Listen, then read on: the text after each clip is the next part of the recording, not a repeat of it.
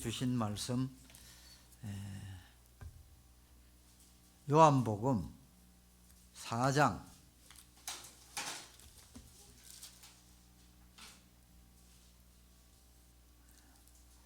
요한복음 4장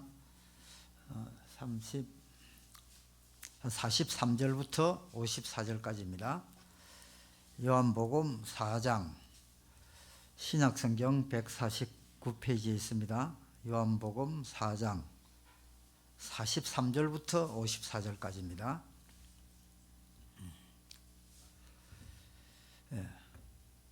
한 절씩 교독하시겠습니다. 이틀이 지나매 예수께서 거기를 떠나 갈릴리로 가시며 친히 정언하시기를 선지자가 고향에서는 높임을 받지 못한다 하시고 갈릴리에 이르시매 갈릴리인들이 그를 영접하니 이는 자기들도 명절에 갔다가 예수께서 명절 중 예루살렘에서 하신 모든 일을 보았음이더라. 그래서 다시 갈릴리 가나에 이르시니 전에 불로 포도주를 만든 곳이라 왕의 시내가 있어 그의 아들이 가버나움에서 병들었더니 그가 예수께서 유대로부터 갈릴리로 오셨다는 것을 듣고 가서 청하되 내려오셔서 내 아들의 병을 고쳐주소서 하니 그가 거의 죽게 되었음이라. 예수께서 이르시되 너희는 표적과 기사를 보지 못하면 도무지 믿지 아니하리라. 신하가 이르되 주여 내 아이가 죽기 전에 내려오소서.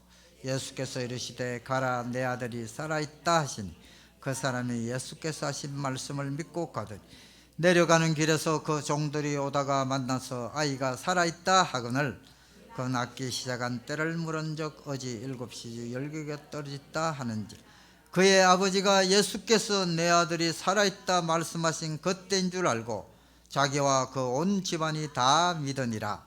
이것이 예수께서 유대에서 갈릴리로 오신 후에 행하신 두 번째 표적이니라.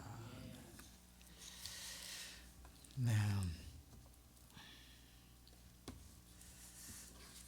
예수님이 43절에 보니까 이틀이 지나매 했습니다. 그 앞쪽에 말씀을 보니까 예수님께서 사마리아 수가성 울물가의 여인을 전도하고 그 여인이 또 마을로 들어가서 크게 이제 사람을 불러 모아 하나님의 말씀을 예수님께서 전파하고 그들이 믿고 거기서 좀 머물고 있으라고 간청했기 때문에 그래도 올해는 믿지 못하고 이틀을 거기서 머물렀습니다. 그리고 말씀을 가르치고 이틀이 지나서 이제 예수님께서 거기를 떠나 이제 갈릴리로 가시는 것이죠.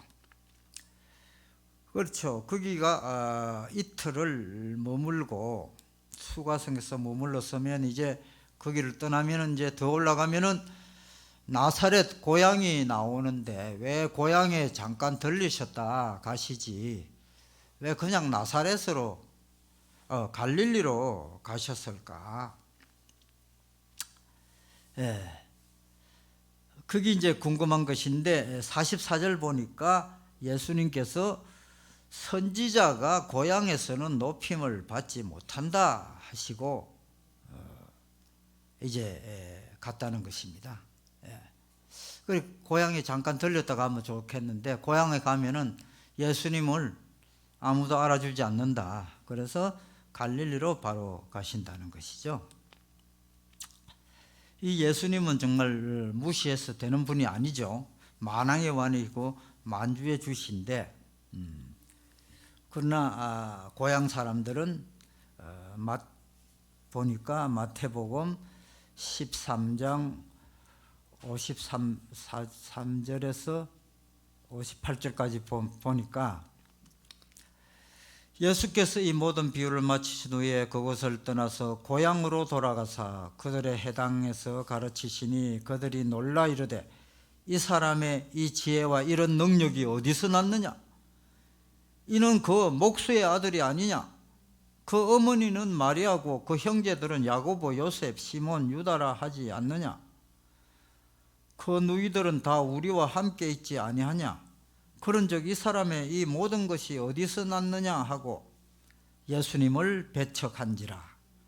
예수께서 그들에게 말씀하시되 선지자가 자기 고향과 자기 집 외에서는 존경을 받지 않음이 없느니라 하시고 그들이 믿지 않음으로 말미암아 거기서 많은 능력을 행하지 아니하시니라. 그러니까 예수님을 안 믿으면은 손해가 보통 손해가 아니라는 것이죠. 이 고향 사람들은 그 예수님의 어릴 때 모습을 봤기 때문에 참 믿기가 어려웠겠죠. 그렇지만은 그 손해는 어마어마한 손해를 보고 있다는 것이죠.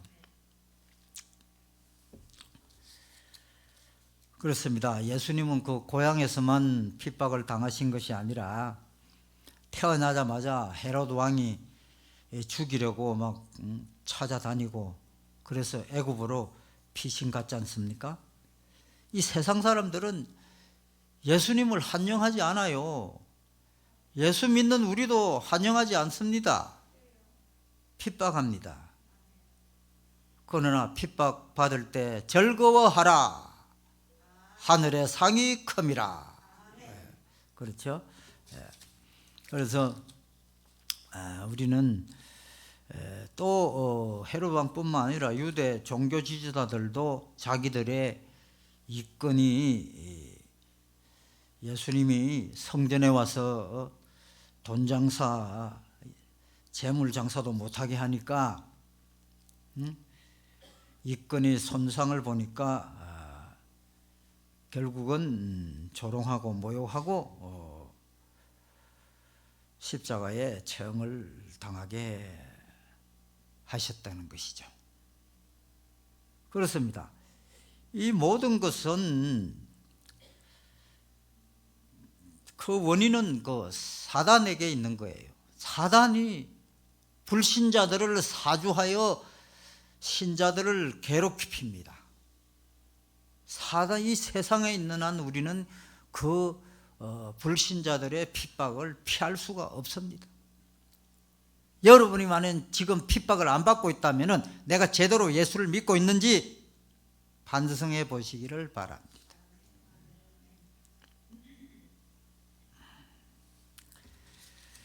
그렇습니다.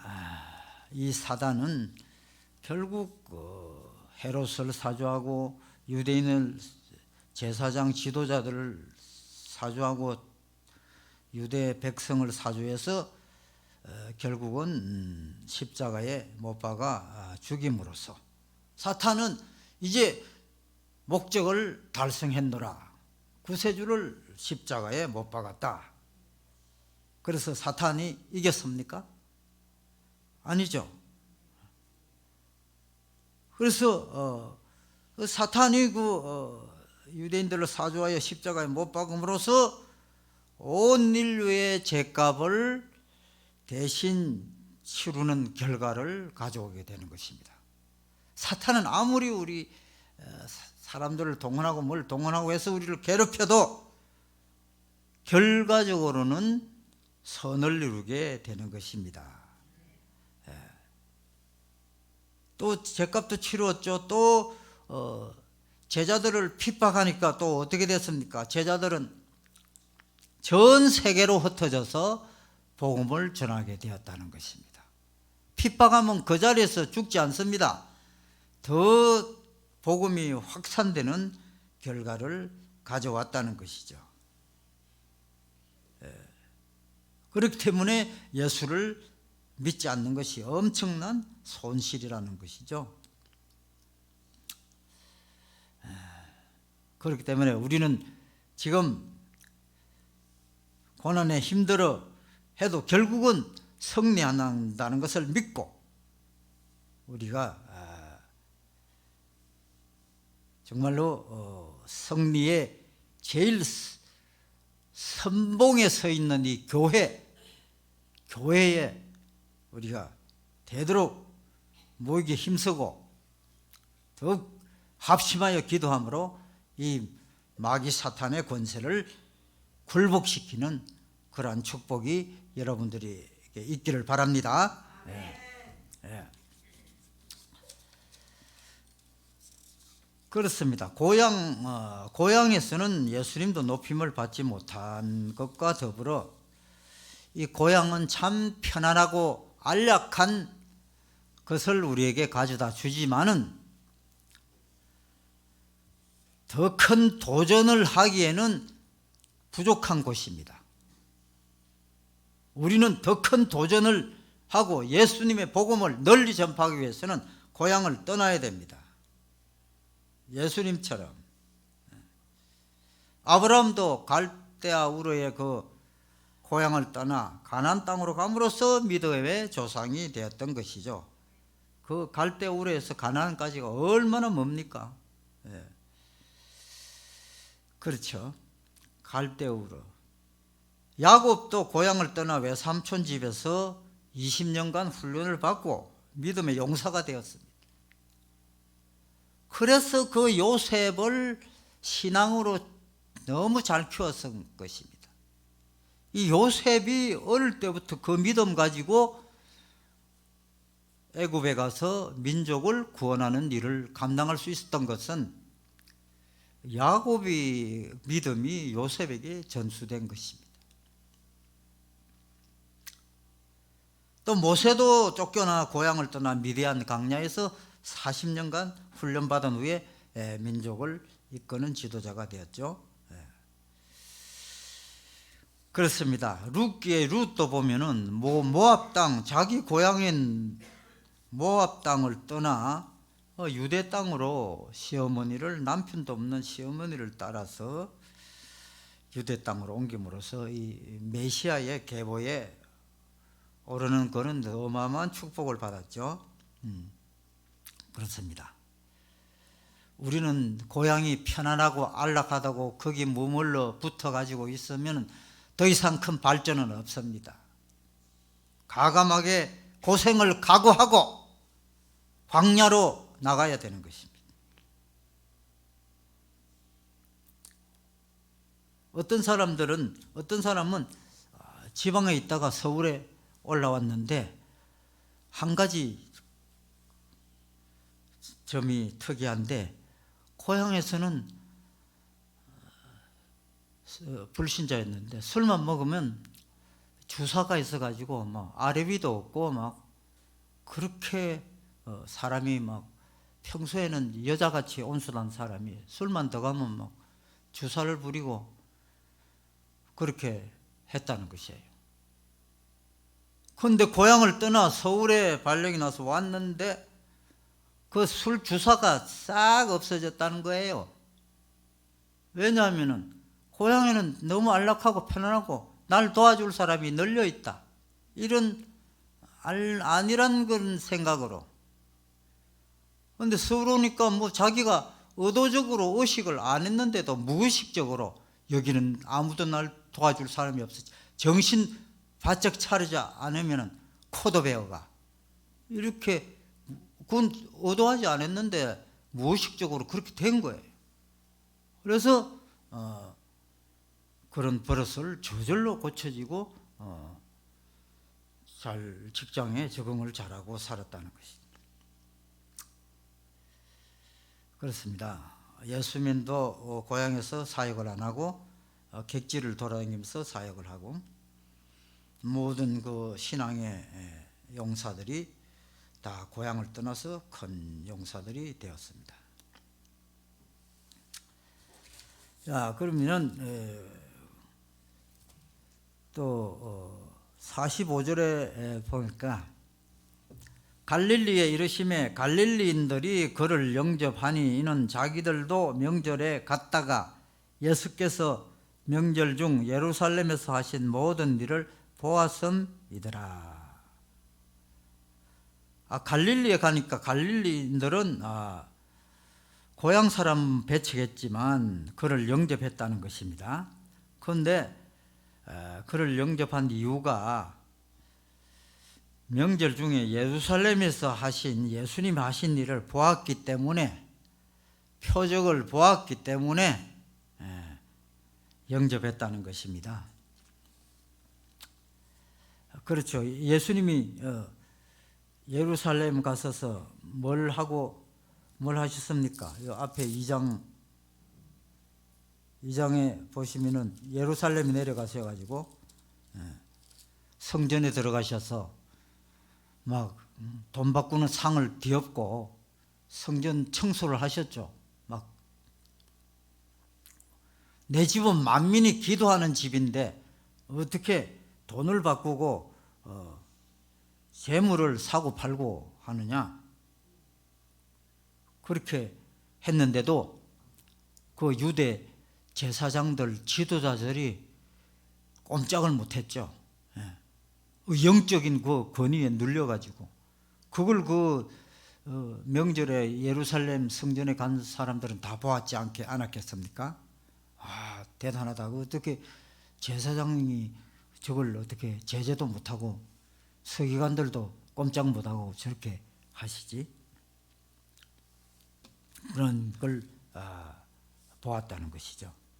그래서 예수님을 영접하는데, 그러나 예수님의 심중에는 이 사람들이 내가 한 일을 보지 않고 나를 영접했으면 얼마나 좋았겠나 이렇게 생각하는 것이죠.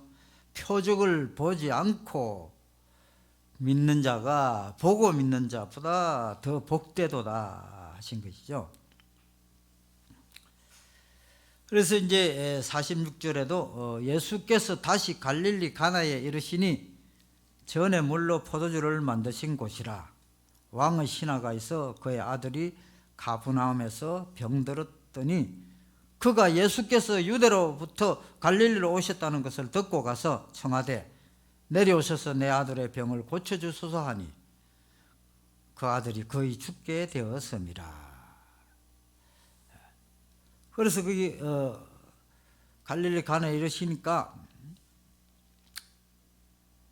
왕의 신하, 높은 사람이죠, 가 달려와서 예수님께 아들이 죽게 되었으니 고쳐주십시오 이렇게 그렇습니다. 이방인 백부장은 우리가 얘기를 알고 있죠. 예수님께 자기 종이 지금 아픈데 고쳐주십시오. 그리고 예수님이 거기로 가려고 그러니까 예수님 그렇게 우리 집까지 갈 그 수고를 할 필요 없이 지금 여기서 말씀만 해 주십시오. 그럼 나의 종이 낫겠습니다. 이렇게 하고, 그래서 예수님께 칭찬받았죠. 유대인에게도 이만한 믿음을 보지 못하였도다 하면서 그 종을 치유해 준 사건을 우리가 기억하겠습니다. 그러나 이 왕의 신하는 그렇게 정도의 믿음이 아니라 가브나움까지 내려오셔서 내 아들의 병을 고쳐주셔서, 거기서 가브나움까지는 뭐 하루 종일 걸어야 되는 그런 먼 길이었다고 합니다. 그렇게 이제 하는 것이죠. 그러니까 참 부족한 믿음이지만 그래도 간절한 요구를 물리칠 수가 없죠. 그래서 예수님께서는 48절에 예수께서 이르시되 너희는 표적과 기사를 보지 못하면 도무지 믿지 아니하리라. 그렇죠?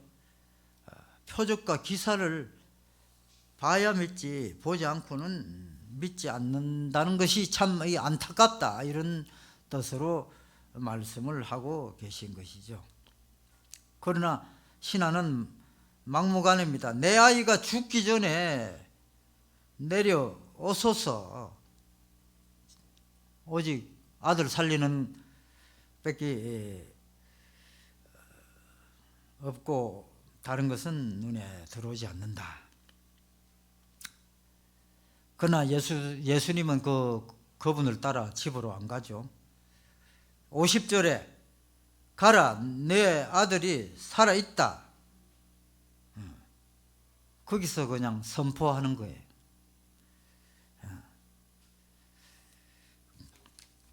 그 정도로 예수님께서는 말씀을 하심으로 인해서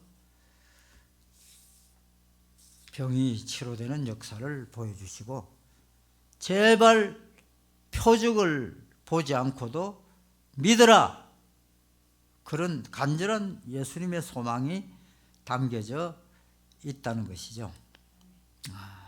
그렇습니다. 예수님은 정말 대단한 분이십니다. 첫 번째 표적도 어떻습니까? 가나의 혼인잔치. 첫 번째 표적, 가나의 혼인잔치집에서 물로서 포도주를 만드는 그걸 보여주셨죠. 예수님은 저희들이 얼마나 거룩하고 행복하게 살기를 원하시는 분이 예수님이세요.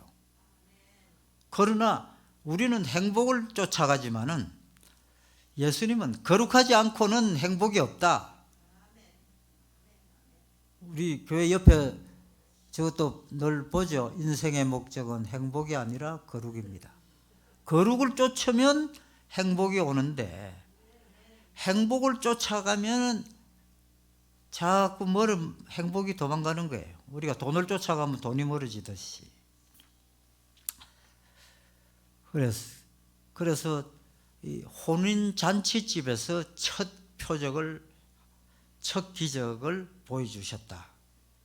하나님은 우리 교회가 혼인잔치집 같이 되기를 소망합니다. 왜냐하면 교회 때 누구 만나러 옵니까? 예수님 만나러, 우리 신랑 되신 예수님을 만나러 교회에 오는 것입니다. 우리는 신부 되신 교회요 성도입니다. 신부가 신랑을 만나러 오는 것이 교회입니다. 여기는 어디에도 예수님은 성령의 모습으로 계시지만 교회에 더 충만하게 임하십니다. 그래서 교회 올 때는 신랑을 만나러 가는 혼인잔치집에 가는 그런 우리의 마음을 가지고 이 신랑을 만나면 다 해결됩니다. 그렇습니다. 더욱이 물로서 또 포도주를 만드는 또 의미가 뭡니까? 물은 오래 두면은 썩죠. 포도주는 오래 둘수록 더 값이 나가고 맛이 좋아집니다. 그래서 물 같은 우리를 포도주로 만들어 주신 것이에요. 우리는 세월이 갈수록 우리의 몸은 쇠약해지나 내 영은 날로 새롭게 되도다. 이것이 예수님께서 우리에게 베풀어 주신 은혜인 것입니다. 그래서 하나님 이제 어떻습니까? 두 번째 표적으로 이렇게 가지도 않고 안수도 안 하고 말씀으로 그냥 내 병이, 내 아들은 살아있다, 이렇게 해서 말씀하셨는데, 그 시간을 보니까 종들이 물어보니까 예수님이 너 아들은 살아있다 선포한 그때부터 병이 낫기 시작했다는 것을 종들의 증언으로 알았다는 것입니다. 52절에 보니까 그 낫기 시작한 때를 물은 적 어제 7시에 열기가 떨어진나이다. 그러니까 예수께서 내 아들이 살아있다 말씀하신 그때인 줄 알고 자기와 온 집안이 다 믿으니라. 예수님의 말씀은 그 자체가 능력이 되기 때문에 말씀이 그대로 그 시간에 그대로 이루어지는 것이죠. 그래서 우리가 정말 이 말씀을 생명같이 여기고 우리가 읽고 묵상하고 찬양을 올려야 될 줄로 믿습니다. 그래서 예수님은 우리 인간의 이 생사화복을 주관하시는 분이다는 것이죠. 그러나 우리 인생은 표적을 보지 않으면 믿지 않기 때문에 예수님께서 공생의 기간 동안 여러 많은 표적을 보여주시고 또 그 후에도 지금도 예수님은 우리에게 표적을 보여주시지만 그 목적은 예수님을 믿으라는 것이에요. 예, 거기에 있기 때문에 우리는 표적을 보지 않고도 더 큰 믿음이 되기를 바랍니다. 그렇습니다. 우리는 병을 치료받기 위해서 하나님께 기도합니다. 그래서 많은 사람이 예수님께 치료를 받기도 합니다. 그러나 치료받지 않더라도 표적이 없더라도 예수를 믿기를 예수님은 간절히 바라고 있는 것이죠.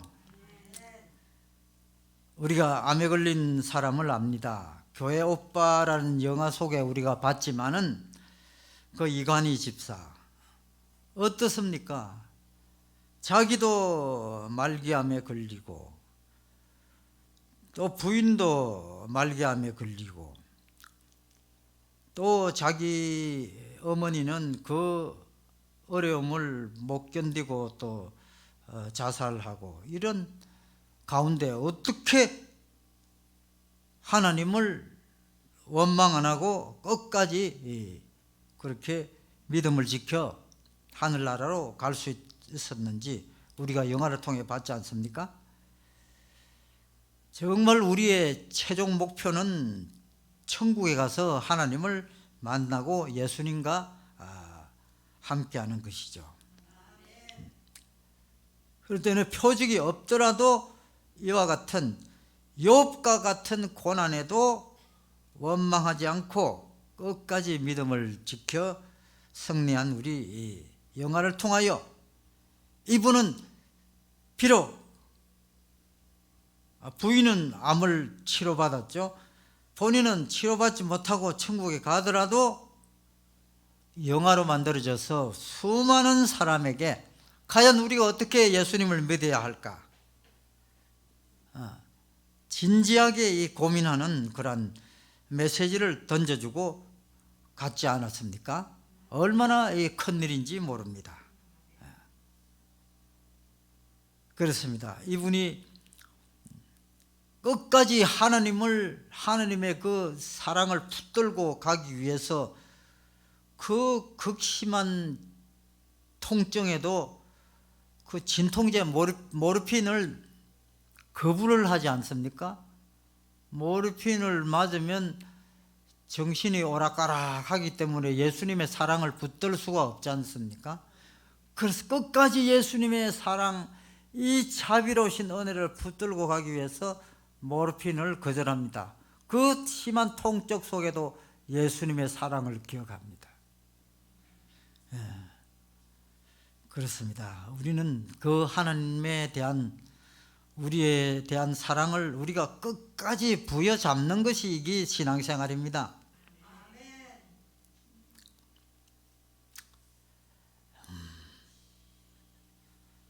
최근에는 또 한 사람의 간증을 들어보았습니다. 천정은 자매라는 분입니다. 이분은 39살에 암에 걸렸습니다. 근데 이분은 병원에 가기를 너무 싫어하는 분이기 때문에 좀 조짐이 이상하다는 것을 느껴도 병원에 안 가고 그냥 버텼습니다. 그런데 결국에 병원에 가서 검사를 해보니까 의사가 내가 당신에게 해줄 것은 아무도 없으니 집으로 가세요. 암이 뼈까지 다 침투했습니다. 그랬던 거예요. 이분은 예수를 믿지 않았습니다. 이 사람은 그런 상황에서 받고 있는데 주위 아는 사람이 이제 그 얘기를 듣고 교회에 이제 중보기도 요청을 하게 된 것이죠. 그래서 중보기도 요청을 하고 기도했다 이런 얘기를 들을 때마다 이 통증이 사라지는 것을 체험하고 이게 뭔가 있나 해서 교회로 따라가게 됩니다. 교회를 따라가서 이제 거기서 책자 하나 주는 것을 가져와서 쭉 읽어보는데, 정말 예수님이 살아있고 구원자가 맞는가? 그게 이 사람은 궁금한 것이에요. 그래서 그 책을 제자훈련 그런 책자였던 모양인데 조금씩 이래 넘겨가면서 정말 저 사람 얘기대로 예수님이 살아계시면 어떻게 하지? 뭐 천국과 지옥이 있다는데 그럼 나는 지옥을 가게 되는 거 아니냐? 이러면서 이제 관심을 보고 읽게 되는 것이죠. 그러고 딱 문득 이 생각도 들은 것입니다. 아니 이 세상이 뭐 서기 몇 년 서기 전에 BC AD 뭐 이런 연수를 따지는데 그게 예수님 태어난 이후로부터 이 역사를 새알리고 있고, 예수님이 태어나기 전이 BC라 비포 크라스터라 해서 역사가 그렇게 나뉘어지고 있고, 이상한데 예수님이 진짜 계신 게 아니야 이러면서 계속 책을 읽어보니까 예수님이 계시다는 것을 알게 되고, 그러면 어떻게 되는 거야? 천국과 지옥이 있는데 나 지금 곧 죽는다는데 예수 안 믿으니까 지옥 가겠네? 이러면서 이제 예수를 믿게 되는 것이죠. 그 뼈까지 암이 침투하면 불과 몇 개월 못 가는 것이죠. 뼈가 암으로 인해서 뼈가 어스러지지 않겠습니까? 그런 상황에서 어떻게 연결이 돼 갖고 항암 치료를 어차피 죽어도 한번 해보자는 그런 심정으로 하게 되는데, 이분은 그렇게 이제 기도하면서 버텨 나가는 것이죠. 어떨 때는 의사가 너무 심해졌으니까 이제 꼼짝 말고 누워 있어라. 지금 움직이다가 이제 뼈가 어스러져 가지고 그 자리에서 적사한다. 그러니까 꼼짝 말고 누워 있어라 하는데도 그 소용없는 거예요. 그냥 이미 나는 저 죽은 걸로 선고받았으니까 그 몸을 이끌고 교회로 또 가는 거예요. 그러니까 질질 끌고 가는 거죠. 갈 수가 없는 몸이니까. 그래도 가고 하면서 이제 자기가 이제 믿음에 확신이 있으니까 죽음이 두렵지 않는 것이에요. 그렇기 때문에 담대하게 그렇게 행동을 하면서 좀 나았다가 심해졌다가를 반복하면서 이제 좀 나아졌을 때 이제 병원의 암 환자들한테 이제 전도를 하기 시작하는 것이죠. 전도를. 암을 이렇게 죽는다 했는데 치료받고 나았다. 암을 당신도 예수 믿으시오. 이렇게 전도를 하는 거예요. 그래서 전도의 열매가 맺히기도 하는데, 어떤 사람은 당신은 지금 병에서 나았으니까 이렇게 전도하는 것이지, 믿으라 하는 것이지, 나는 지금 병이 그대로 있는데 어떻게 믿겠느냐고, 나도 나으면 믿겠다고 이렇게 하니까 또 벽에 막히는 것이죠. 그리고 또 있는데 또 검사하러 가니까 또 뼈에 또 암이 또 보입니다. 그게 이분은 신나게 병원으로 뛰어가서 나 암 환자예요. 뼈까지 지금 전해됐어요. 이렇게 하면서 그 사람한테 또 전도를 하는 거예요.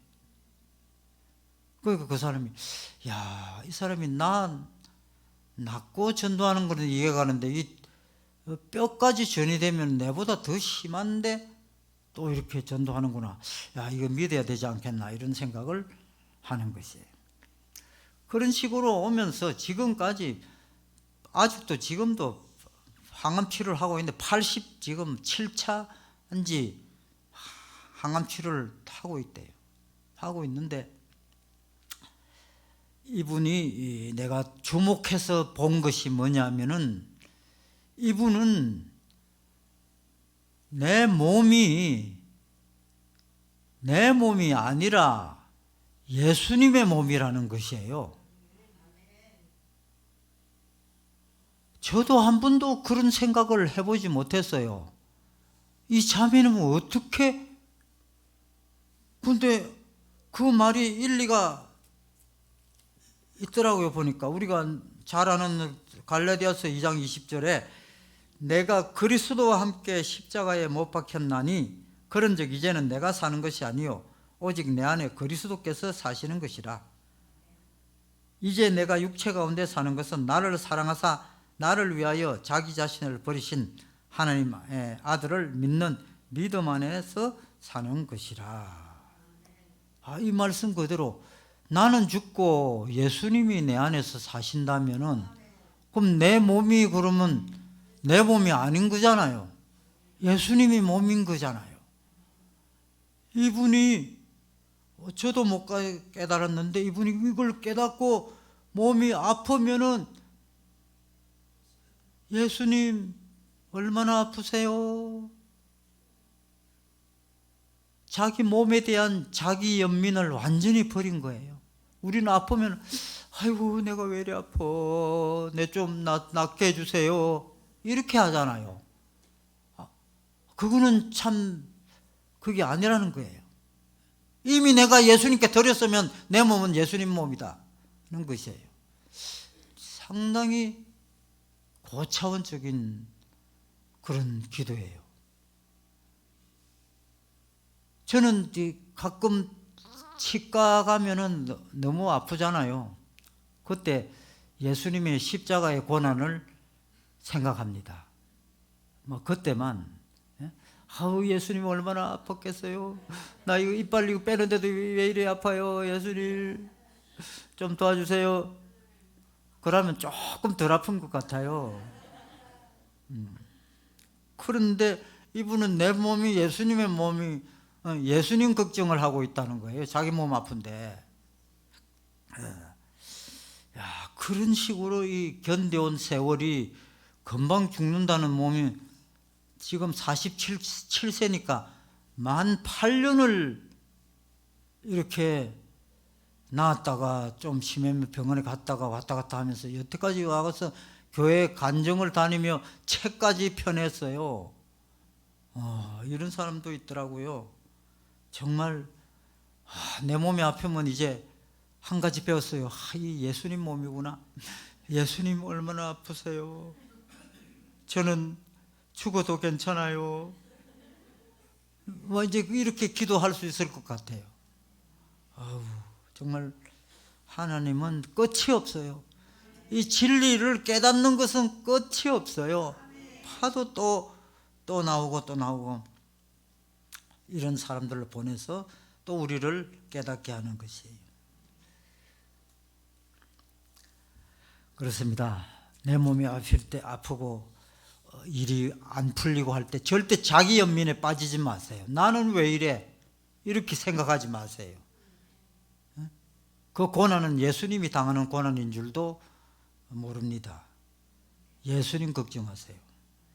내 몸도 예수님 것입니다. 그렇습니다. 우리는 이 모든 하나님 은혜에 감사할 수밖에 없습니다. 젊어서는 젊어서 감사, 늙으면 늙어서도 감사. 아무 일 없어도 기뻐해야 됩니다. 우리 주위에 아픈 사람이 있으면 어떻게 기뻐하겠습니까? 내 주위에 아무 일 없다. 너무나 기쁜 때예요. 근데 아무 일 없으면 왜 이래 재미없어, 심심해. 절대 아니에요. 아무 일 없는 거 엄청 기뻐해야 합니다. 그렇습니다.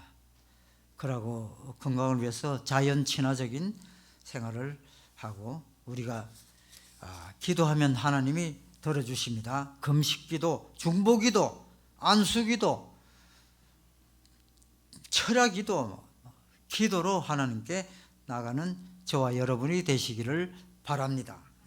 기도하겠습니다. 하나님 감사합니다. 우리를 구원해 주실 뿐만 아니라 영혼 구원뿐만 아니라 이 육신, 아픈 육신에서도 구원해 주시고 문제로부터도 구원해 주시고 우리가 하나님께 제대로 맡기고 기뻐한다면은, 감사한다면은 우리의 모든 것은 주님의 것임을 믿고 고백합니다.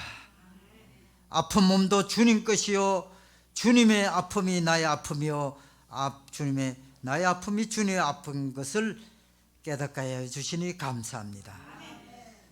영원토록 존귀와 찬양을 세세무궁토록 받으시옵소서. 예수 그리스도 이름으로 기도드립니다. 아멘.